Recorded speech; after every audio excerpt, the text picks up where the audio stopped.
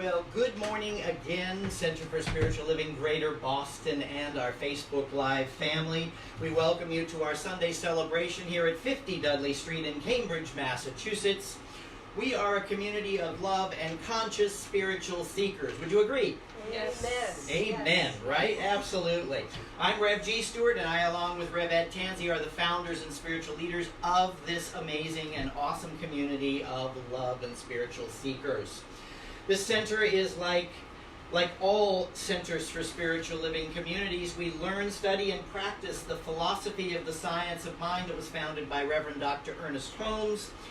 And the science of mind is the study of life and the nature of the laws of thought and how we are co-creating our lives at all times. So here, our first principle or core concept is oneness. And we practice all that means and entails in our daily lives.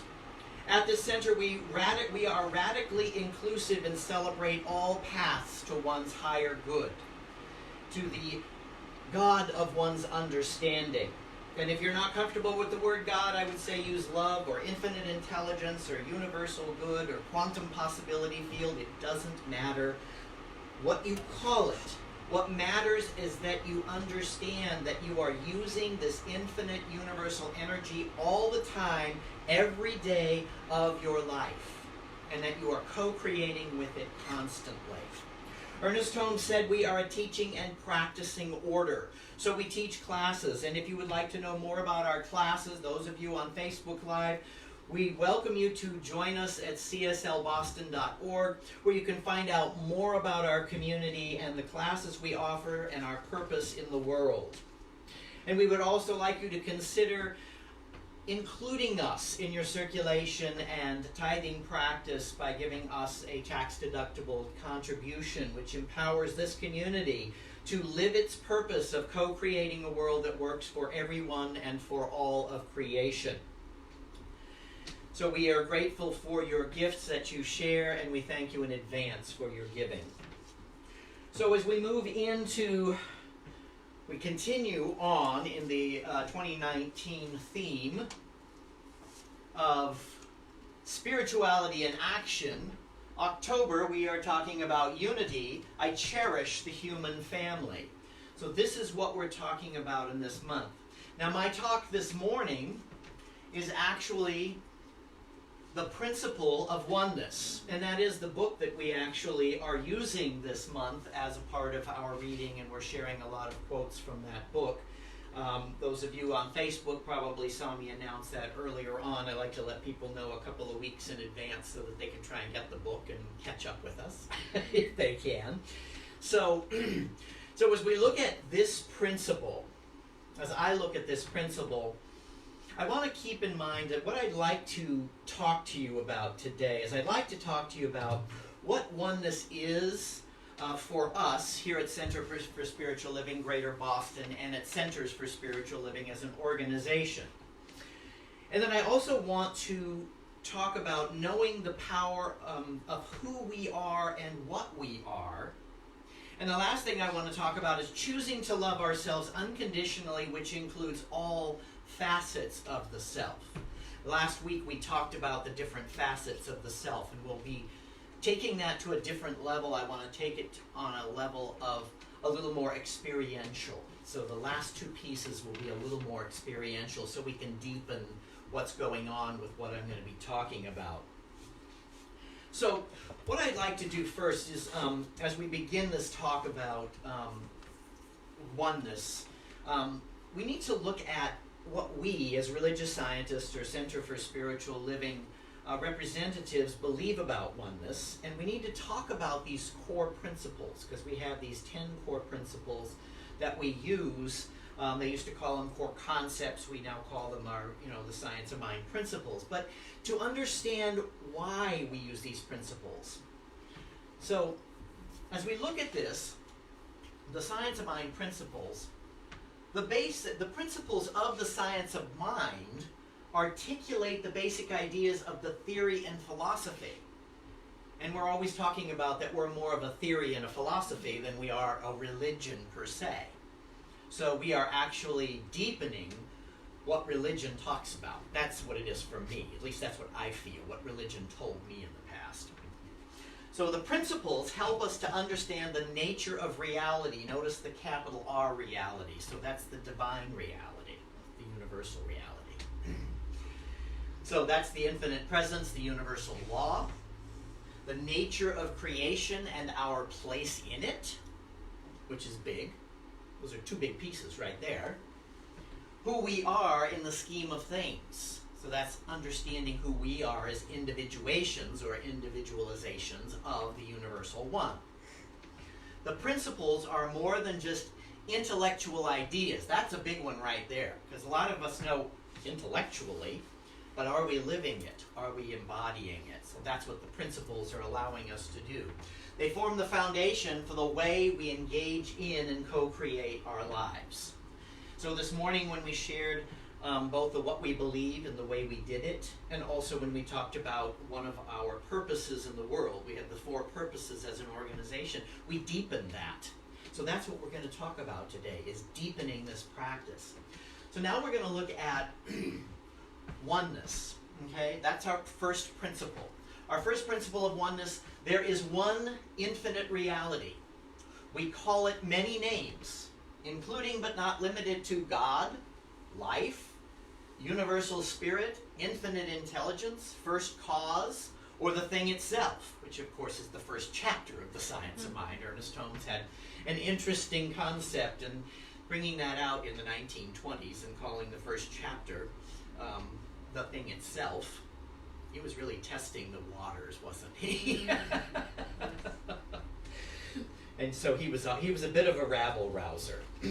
Definitely was. So then we go on to the one infinite reality is undivided, complete, and whole within itself.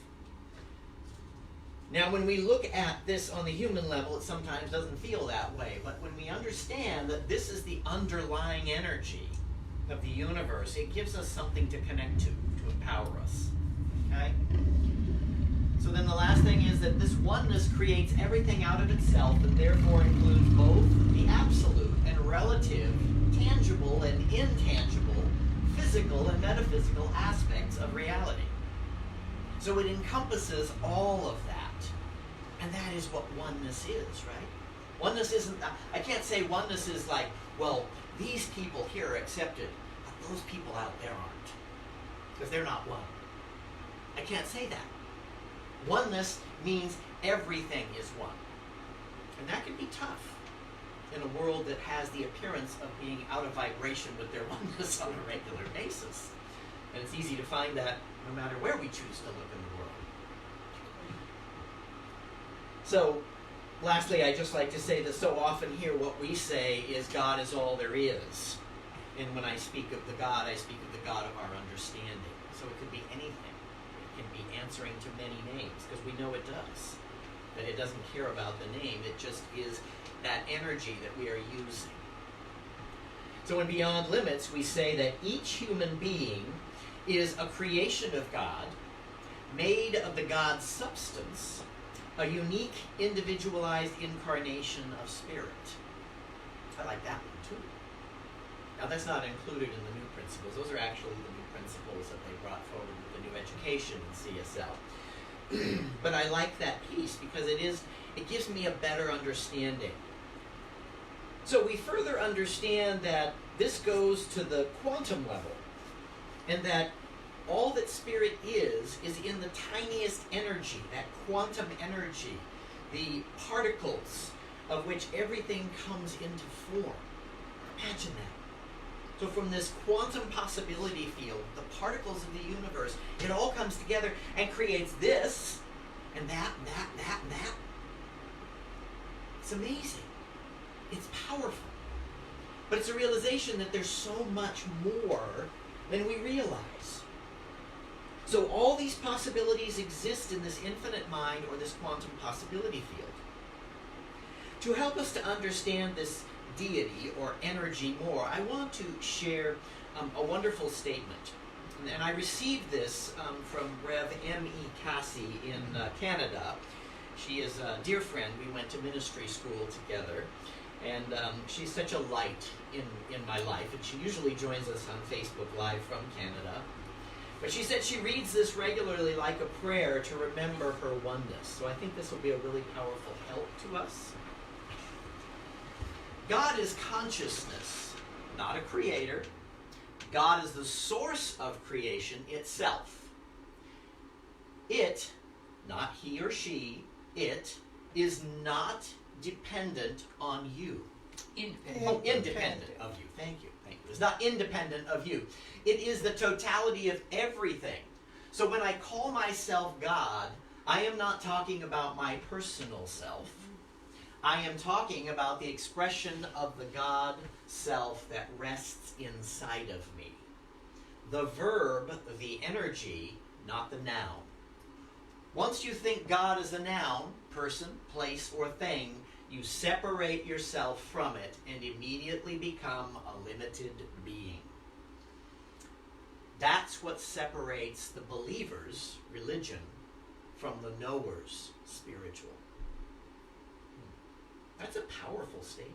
Mm-hmm. And it's a great way to keep ourselves in alignment. I can see why she uses that on a regular basis, because it really brings you back to, if I want to be in oneness, I can't be using God outside of me, or using it as a noun, or a placeholder, or saying he or she, as our beloved friends in the Episcopalians have now said they are dropping the he pronoun from God, because it does it. It sets a sense of separation when I say he, even she. When I say it, this energy, it's much more inclusive and feels that oneness.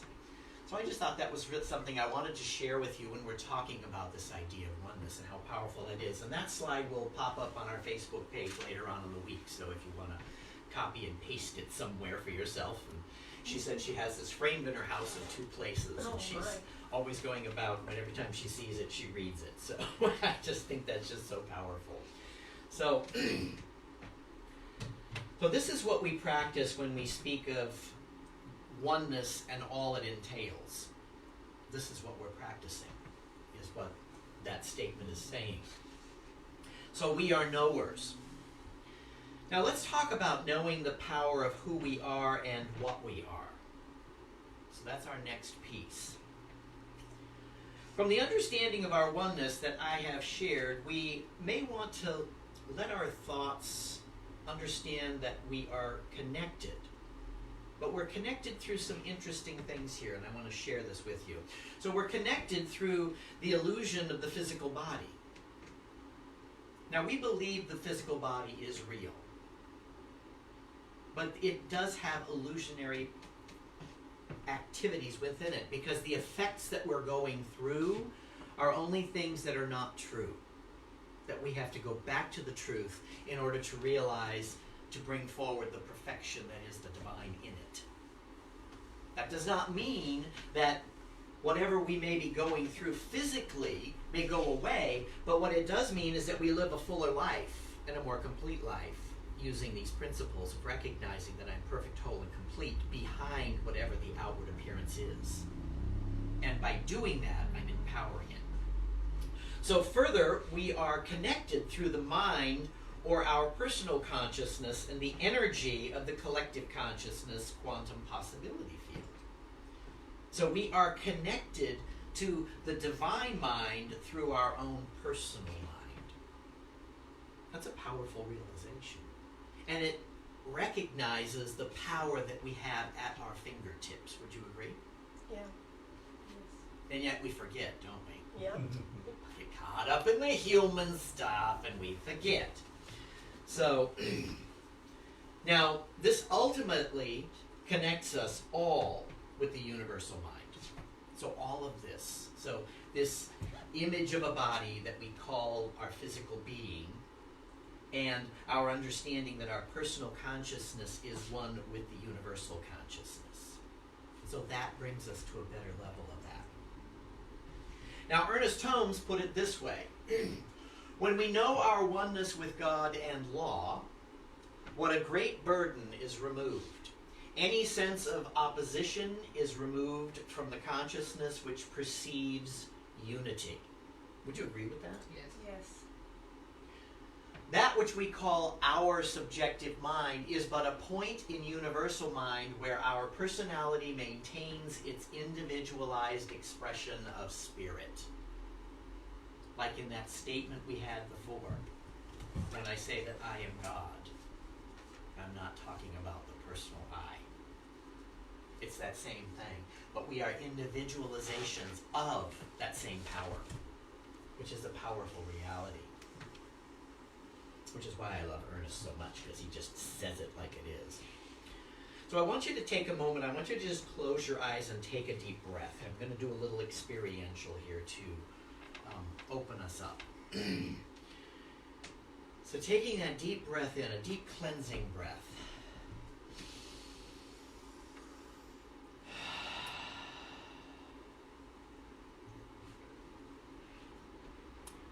In this activity, I want you to imagine an experience or person that may have caused you a sense of conflict or difficulty recently. Knowing that right now in this moment that you are fully safe and protected and held in love.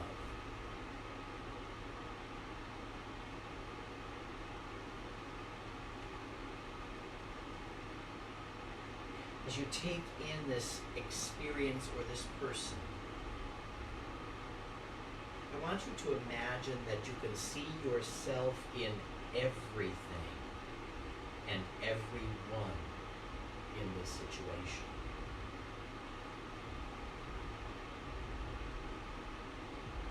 As though in every face that you look, you see your own face.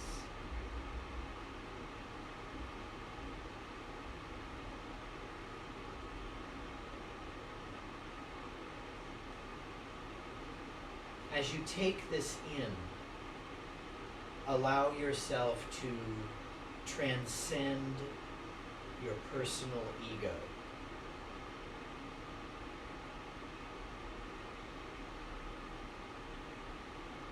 Let go of the personal ego into the spiritual ego, the divine mind.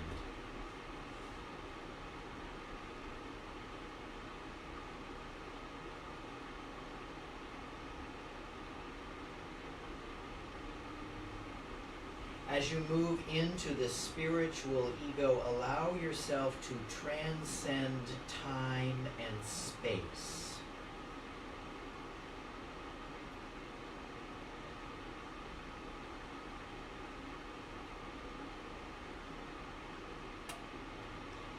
As you transcend time and space, feel your eternality.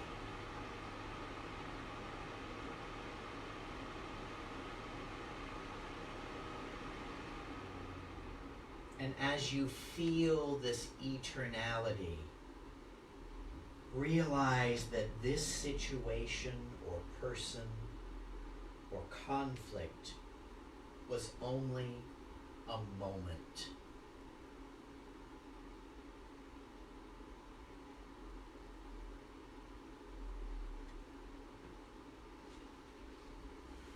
Now move your consciousness to your heart space.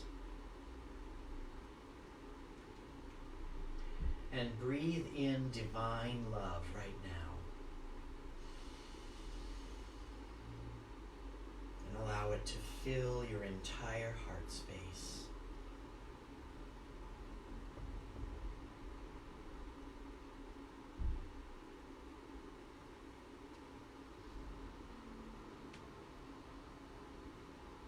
As this love surrounds your entire heart space, allow it to surround the person or situation or conflict.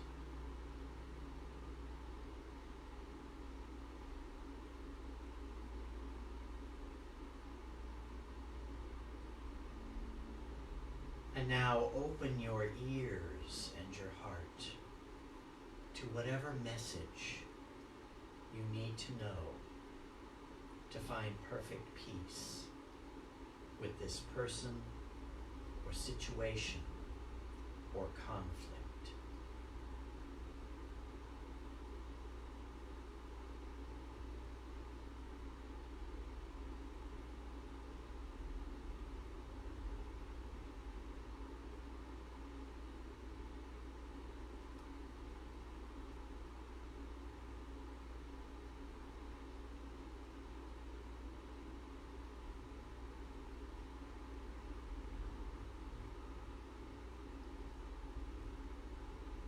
Now take a deep breath and allow yourself to gently return back into the room.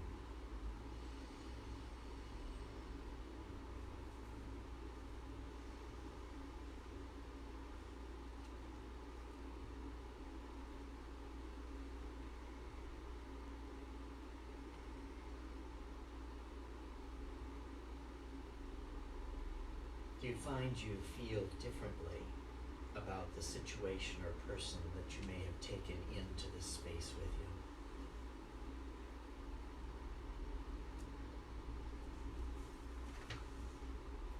Love is a powerful transcender of energy. It can transform anything. So lastly, I need to be choosing to love. We need to be choosing to love ourselves unconditionally, which includes all facets of the self. Now, last week, we actually had a quote that basically covered this concept, and I want to take this again to a deeper level. So I'm going to begin with the comment of loving ourselves unconditionally. Now, when we go to love ourselves unconditionally, it may require a little forgiveness work, because there's that piece of us that's always telling ourselves we're not good enough. We're not enough of this, we're not enough of that, right? So it starts with forgiving ourselves for not giving ourselves the credit for the person we are. And so that's always a great place to start. So, a great way to also unconditionally love ourselves, I'm sure many people have heard of mirror work, Louise Hay and her mirror work. But it helps, it's so powerful when you take a mirror and you hold it up to your face, you look into the mirror and you say, I love you unconditionally. Think about that for just a moment. You can imagine in your mind's eye looking into the mirror and saying that to yourself. I know for some people it's very difficult.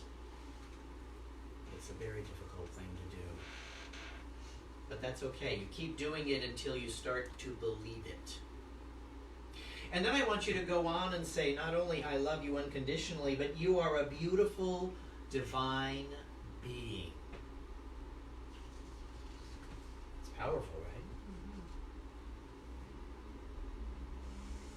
So now we're going to move to the broader self. And the broader self is everything else around us, right? The other people around us, the other people that we see. So I want you to look around the room and find someone that you can make eye contact with. And I want you to turn to them, and we can do this in turns, so each one of you will take a turn doing it. Saying, I love you unconditionally. I love you unconditionally. I love you unconditionally. You are a beautiful, divine being. You are a beautiful, divine being. You are a beautiful, divine being. Okay, take a deep breath. Breathe that in.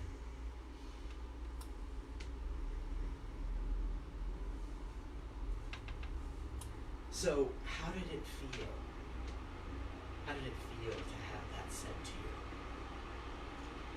Harder to get out said than to say it. Easier to give than to receive, right? But we can't receive in consciousness.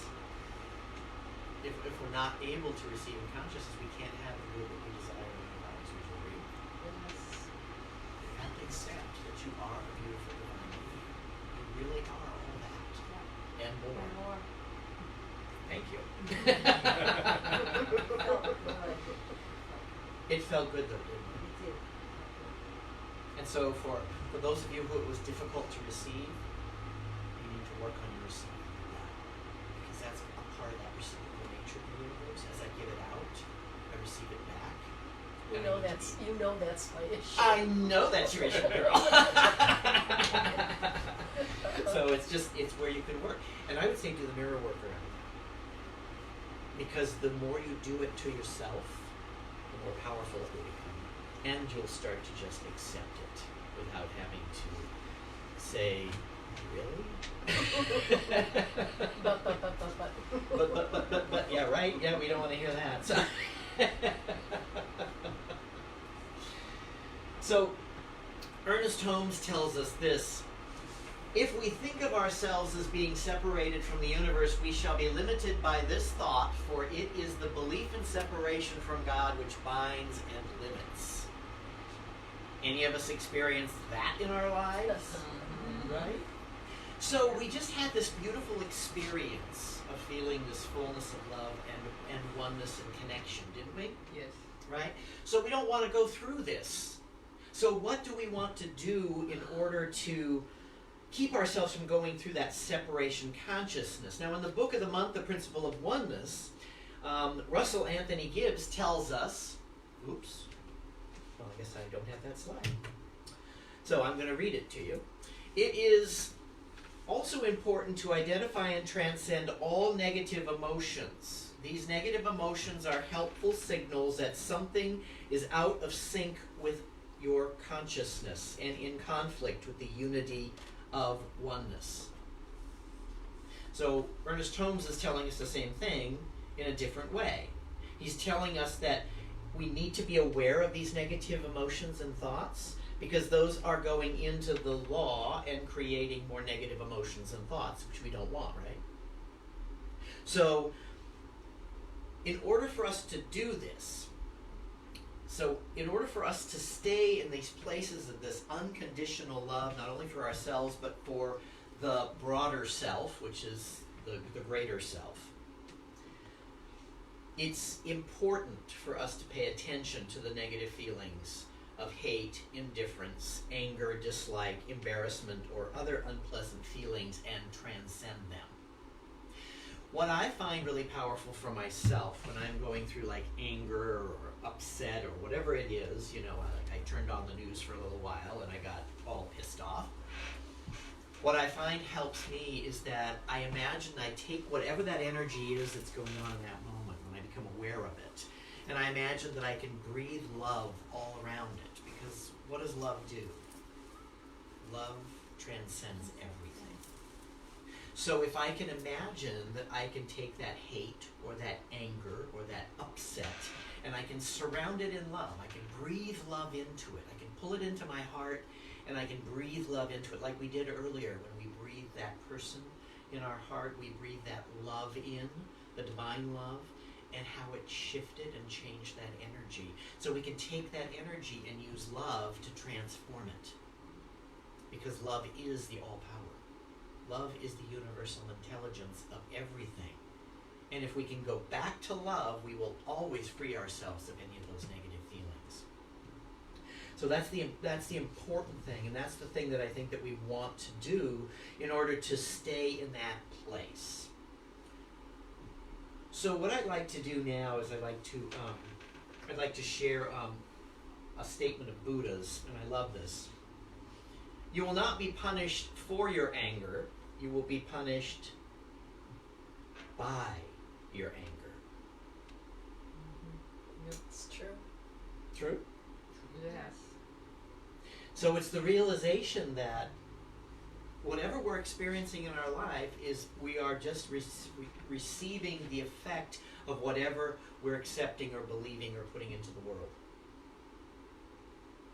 So we're not punished for our anger, we are just punished by our anger. We're causing our own pain. So we need to get out of the way of that pain. We need to free ourselves from that pain.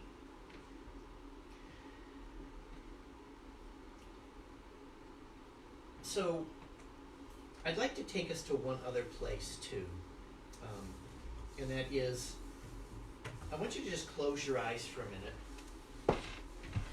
Take a deep breath. And I want you to imagine everything in the world that is non-human. So animals, trees, anything that is non-human. The cosmos, the sun, the air. And just sense unconditional love for all of this.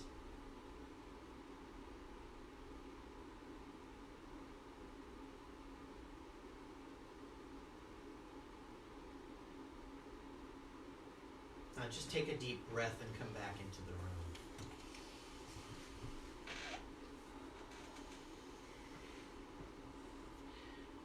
Did it give you a different concept of the world by imagining it surrounded by unconditional love? Of course. So when we get into these places of fear around the world, or we hear all of the things on the news and all of these different things, we can stop and take that in and surround it in unconditional love. And then you can move forward for wherever you're called to act. But if you take the time to surround it in unconditional love first, your actions will come out of spiritual action. Taking spiritual action in the world. So going from spirituality to action. And you will be coming from a place of love. And empowering the world. Which is what we want to do, right? Mm-hmm. We want to co-create a world that works for everyone and all of creation. And so I want to be that place of spiritual truth in that. And that's what we want to do. So, in closing, I would just like to say that we need to remember that we are all interconnected. We are all part of the universe and of this infinite entity that we can call God or whatever we choose to call it. That we are individualized extensions and expressions of this one. And by remembering that and taking the time to love ourselves unconditionally and taking the time to love the world unconditionally, we are opening up possibilities for a greater experience. And we can just trust that the universe will take care of all that minutia of human reality, because it will. Because everything that we are a part of, we are creating in our own world. And yes, there are those in the world who are creating things that appear to be out of alignment with oneness, but there's always the oneness trying to come forward. And so whatever is being put into the universe is coming back. And so we can trust the reciprocal nature of the universe will take care of those things that are going on in the world. And lastly, I want to talk about how we can show up in the world in oneness. So I can be the love in the room, no matter where I am. And if I'm not the love in the room, I need to take the time to go back and say, I love myself unconditionally. I am a beautiful, divine being. And ground that.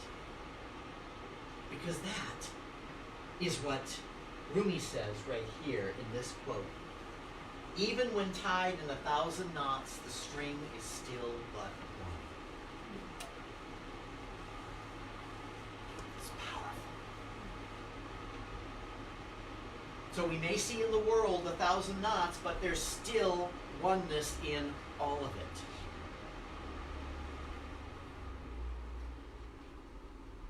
We are like that string. We are one. And all we need to do is to remember to do our practices and watch as the knots simply fall out of our lives. Namaste.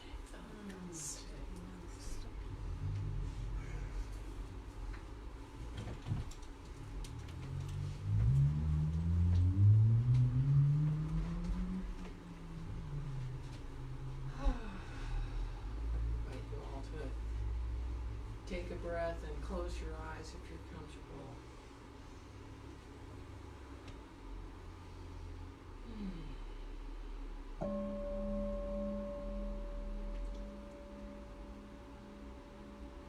And I know that I am oneness. There is no separation. All that I am is one with infinite creativity, source, being, presence.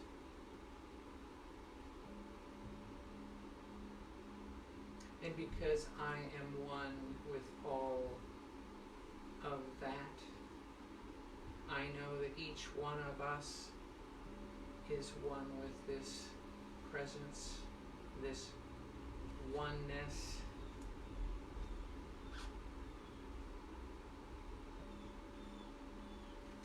Therefore, I know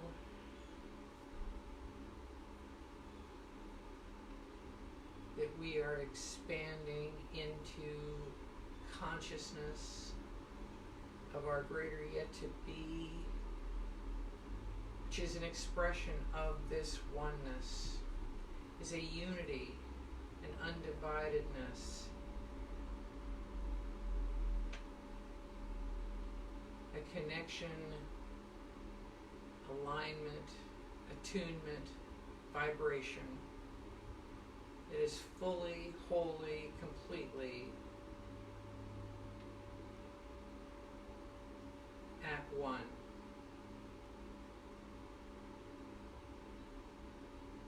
Every breath we take, every beat of our heart is a reminder of our oneness, of our connection to that which gives rise to life and health and vitality and everything that we know and experience as life.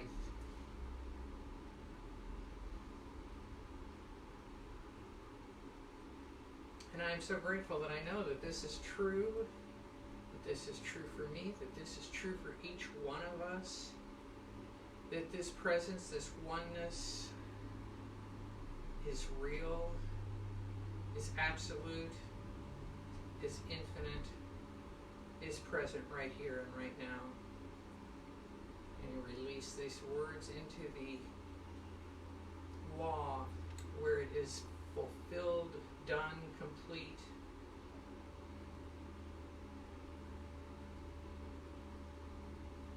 And with perfect confidence and knowingness that it is so, I invite you to join me in saying, and so it is.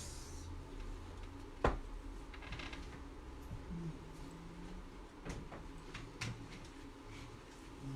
you, Nan. Beautiful scientific prayer. So now is the time we welcome our guests. So welcome.